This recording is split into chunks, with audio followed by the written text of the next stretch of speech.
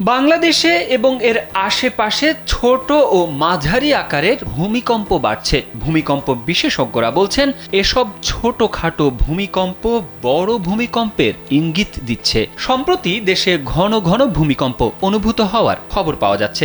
এমন অবস্থায় জনমনে প্রশ্ন, বিশেষজ্ঞদের আশঙ্কা অনুযায়ী সত্যি যদি বড় ধরনের কোনো ভূমিকম্প বাংলাদেশে ঘটে তাহলে কি ধরনের ক্ষয়ক্ষতি হবে এবং কত মাত্রার ভূমিকম্প হলে ভয়াবহ পরিস্থিতির সৃষ্টি হতে পারে।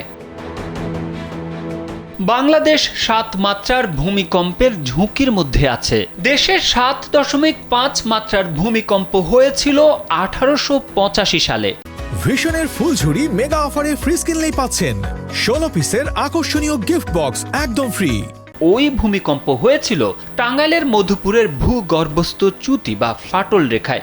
এরপর ১৩৯ বছর হতে চললেও এত বড় ভূমিকম্প ওই ফাটল রেখায় আর হয়নি। মধুপুরের ওই ফাটল রেখায় যদি রিক্টার স্কেলে এখন ৬.৯ মাত্রার ভূমিকম্প হয় তাহলে ঢাকায় কমপক্ষে ৮,৬৪,০০০ ভবন ধসে পড়বে, যা ঢাকার মোট ভবনের ৪০%। ওই মাত্রার ভূমিকম্প দিনে হলে কমপক্ষে ২,১০,০০০ মানুষের মৃত্যু হবে, আর রাতে হলে কমপক্ষে ৩,২০,০০০ মানুষ মারা যাবে। দীর্ঘ ৯ বছর গবেষণা শেষে এমন তথ্য তুলে ধরে রাজুক। আরবান রিলিজিয়েন্স প্রজেক্ট রাজুক অংশ শীর্ষক প্রকল্পের আওতায় পরিচালিত গবেষণায় এমন তথ্য উঠে এসেছে। ৫৬৮ কোটি টাকা ব্যয়ে এই প্রকল্প বাস্তবায়ন করেছে রাজধানী উন্নয়ন কর্তৃপক্ষ রাজুক। ২০১৫ সালের জুলাইয়ে শুরু হওয়া এই প্রকল্প গেল বছরের ২৪ জুনে শেষ হয়।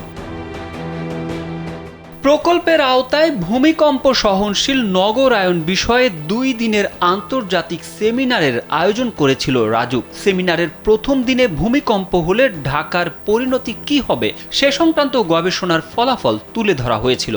গবেষণা প্রবন্ধে বলা হয়, মধুপুর ও সিলেট ফাটল রেখায় ভূমিকম্প হলে ঢাকা ঝুঁকিতে পড়বে। তবে সিলেটের চেয়ে মধুপুর ফাটল রেখায় ভূমিকম্প হলে ঢাকায় ক্ষয়ক্ষতি বেশি হবে।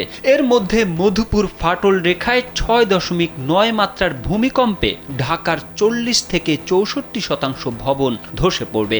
রাস্তাঘাট, সেতু, বিদ্যুৎ লাইন সহ সব ধরনের অবকাঠামোগত ক্ষতি হবে। অন্যদিকে সিলেট ফাটল রেখায় ৭.১ মাত্রার ভূমিকম্প হলে ঢাকায় কমপক্ষে প্রায় ৪০,০০০ ভবন ধসে পড়বে। সম্প্রতি ভূমিকম্প বিশেষজ্ঞ অধ্যাপক হুমায়ুন আক্তার একটি গণমাধ্যমকে বলেন, বাংলাদেশ খুব একটা ভূমিকম্প প্রবণ না, কিন্তু এখানে ঝুঁকিটা অত্যন্ত বেশি। তারেক আহমেদ, কালবেলা।